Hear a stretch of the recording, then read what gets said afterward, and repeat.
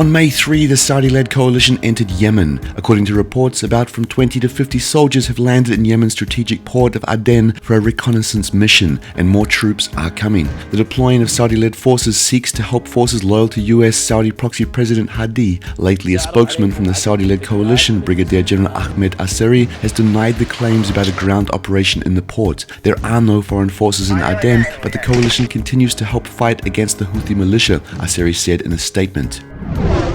Notwithstanding the denial of any ground operation in Yemen, Saudi Arabia has started training hundreds of Yemeni tribesmen to fight the Houthis on the ground. The training received by Yemeni tribesmen in Saudi Arabia allegedly includes light weapons and tactical advice knowledge. According to the Reuters source, the kingdom plans to boost deployment of such units to fight the Houthis' resistance. Another source reports some 300 fighters have already managed to return to Yemen after getting Saudi training. They were allegedly sent to the Sirwa district in the central Marib province to battle Houthis in the area. The fighting is ongoing on a number of major fronts. In Aden, the Houthis are engaging tribesmen who are supported by Saudi-led air forces. In Yemen's third largest city, Taiz, Houthis are fighting the Sunni Islamist fighters. The Houthis and their allies have also been fighting with both Islamists and local tribesmen in Marib and Shabwa provinces. Therefore, a valid part of the forces in Yemen, which Saudi Arabia is training and arming with US intelligence and logistic support, are radical Islamists. Probably the only forces that are gaining as a consequence of this conflict indeed are Islamic State and Al-Qaeda.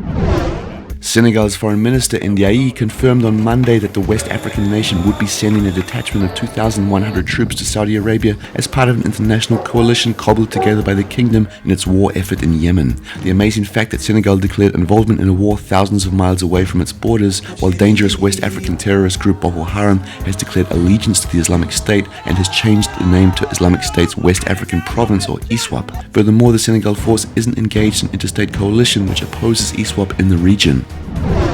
Human Rights Watch says it has credible evidence that the Saudi coalition has used cluster munitions supplied by the United States in its airstrikes against targets, including those close to cities and villages. In recent weeks, the US-backed coalition has used cluster bombs in Yemen's northern Sadr Governorate, a region bordering Saudi Arabia, which is historically controlled by the Houthis. Cluster munitions pose long-term dangers and are prohibited by a 2008 treaty adopted by 116 countries. The World Health Organization said recently that at least 944 Yemenis have been killed and nearly 3,500 injured since the start of airstrikes campaigns in Yemen. Now we can perceive the reason for these numbers.